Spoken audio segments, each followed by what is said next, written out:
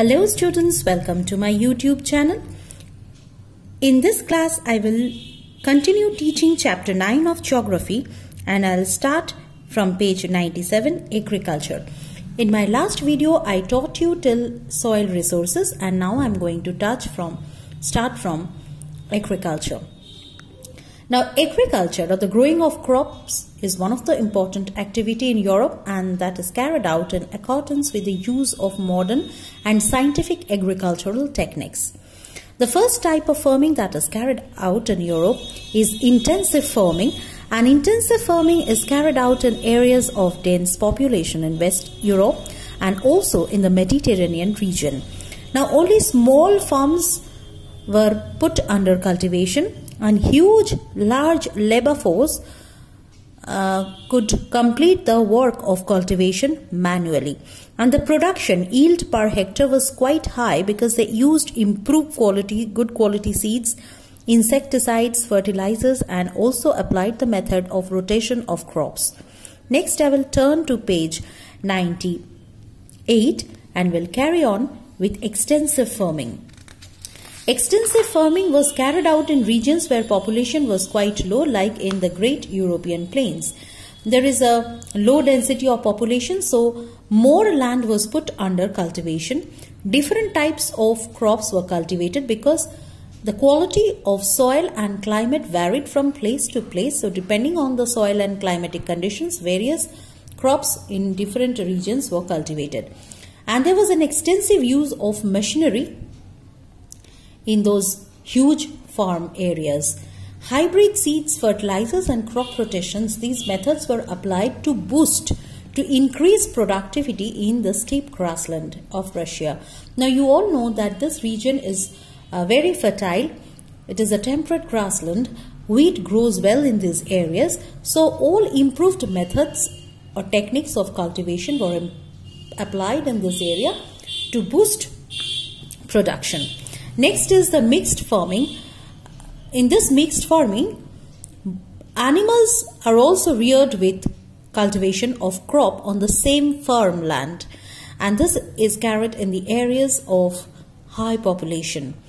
This type of farming is quite common in Europe, and this animal rearing is another way to substitute the income of the farmers in case of loss of crops. So by any chance, if they incur loss in the production of crops, then they could balance their living with animal rearing. So this was another alternate source of income, alternate source of earning for the farmers of Europe, those who carried mixed farming in the densely populated areas of Europe. Another important technique was followed, which is known as, this type of land is known as polder, and it is used for farming.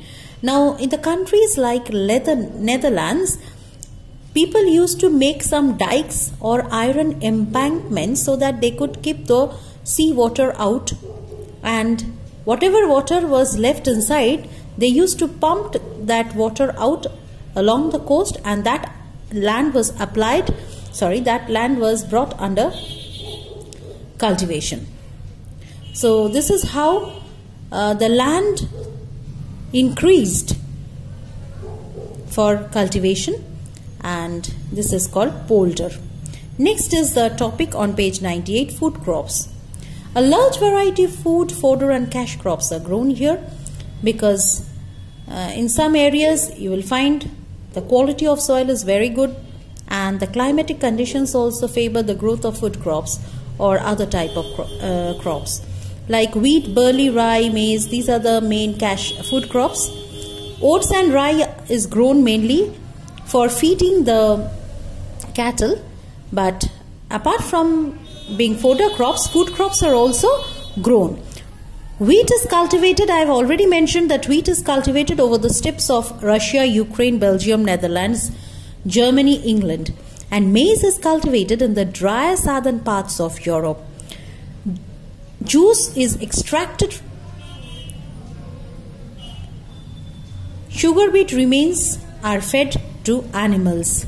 Barley is also grown, and potato is also grown in the areas of France, Poland, Netherlands, Germany and Ireland. Next comes the topic, cash crops. Cash crops, you know, they are commercially important crops and they are sold out in the market for making profits mainly.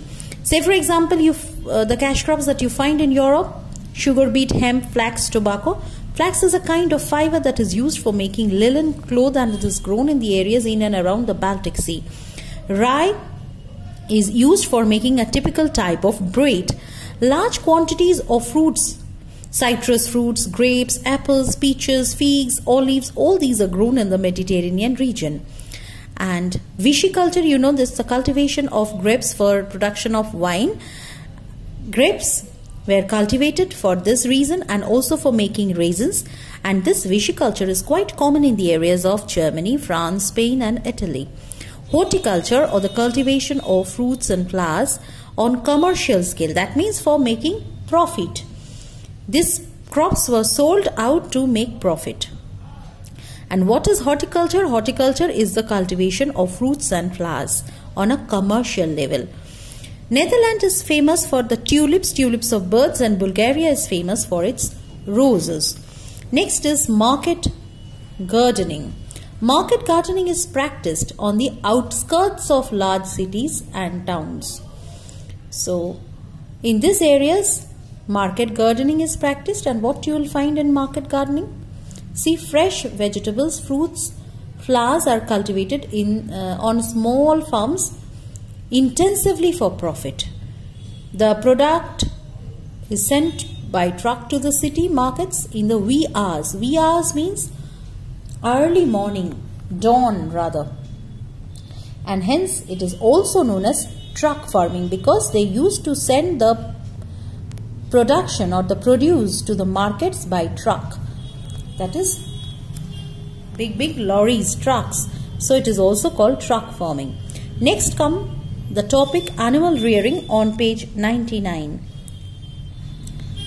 Dairy farming is done in the areas of mixed farming. You just have read about mixed farming. It is quite same, because here animals are reared along with the cultivation of crops. Now why? Why is it so suitable in these areas?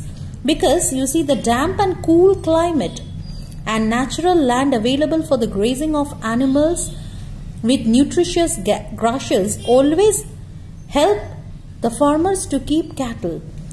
The cattle are also fed on these fodder crops that are available. The nutritious grasses are very helpful for their growth, and cattle is reared for the dairy products as well as for meat. Milk products can be made like cheese, cream, butter, condensed milk. These things can be made from the milk that they used to get from the cattle. And the milch cattle, this word milch means the cattle which could produce milk. They are known as milch cattle. Netherlands, Denmark, Belgium, France and United Kingdom are world famous for their dairy industry. And they even set up dairy cooperatives. And through these cooperatives, the farmers had direct link with the buyers. That means they could sell the product directly to the buyers through these cooperatives. Sheep and goats were also reared in southern and eastern Europe, in the drier parts of Mediterranean region, British Isles and the Balkan countries. In the warmer and drier areas around the Mediterranean, farmers keep goats, and cheese is also made from the goat's milk. Pigs are there. Pigs are kept for the production of pork. You know, pork is the flesh of pigs. It's quite famous in the Western countries. Horses are there who work on the farms. Poultry farming is also carried out in many parts of the continent for production of eggs and meat. Reindeer are also reared for their meat, fur, milk and used as means of transport. That means they used to, or rather they load goods on the back of the reindeers, and or sometimes they also travel on their back. So reindeer is also used as a means of transport. Next, fisheries. The fishing industry is quite developed, highly developed. Why? There is a reason. Due to the presence of the shallow seas and continental shelves, mixing of warm and cold current and the production of plankton. So it is absolutely a geographical reason, a natural reason for the development of fishing industry in Europe. In the European coast, you will see the seas are very shallow, and because of the mixing of the warm and cold currents, you will see the production of plankton. Now, you have read in the earlier previous classes that this plankton is a food for the fish, and wherever plankton is available, fish will come to that place, and it is quite easy for the fishermen to catch fish in those areas, from those areas. This North Atlantic drift, you have read in previous chapter in this class only, that this North Atlantic drift blows over the ports, and they help in keeping the ports ice free because it is a warm ocean current. They raises the temperature, and therefore it helps in keeping the ports, the harbors, ice free. So loading, unloading of ship is quite easy here, and so many fishing ports are there, harbors are there, and the coastline is intended, that is, so many curves, natural curves you will find in the coastline, which helps in the construction of ports and harbors along the entire coast of Europe.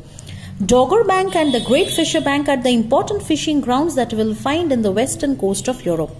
The main countries are Norway, Sweden, Denmark, Netherlands, France, Germany, UK, Spain, Portugal. See, so many countries are there where main centers for fishing are developed. And fishing has become very highly technical with large fishing vessels like fishing ships. Vessels means ship. And where you will find all facilities. It's not like that the fishermen will move into the seas only for catching fish. But there are methods of preservation of the fish, because once they move into the sea, they remain in the sea for so many days.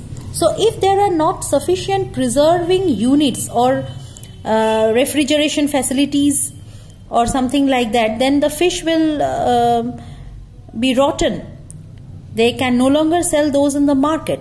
So in those trawlers, in those fishing vessels, all kind of facilities were available to preserve fish in a good condition so that they could sell in the market. So these vessels are therefore called floating factories, and the catching of fish is processed on the ship itself. Halibut, cod, herring, mackerel, sardine, these are the variety of fish that are caught in this region, in these places in Europe. Fishing is done on a large commercial, again the word commercial is used, commercial scale. That means they carry on fishing for making profit. It's their business, it's their trading. And so much that now government have brought in restrictions in order to prevent overfishing in any one region.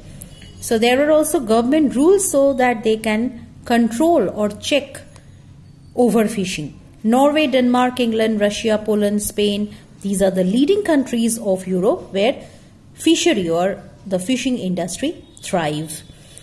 That's all, students, till page 99. Please read everything thoroughly. I have explained you, listen to my explanation and read the chapter thoroughly. In my next video, I will continue with the other pages of this chapter. Till then, goodbye. Thank you for watching.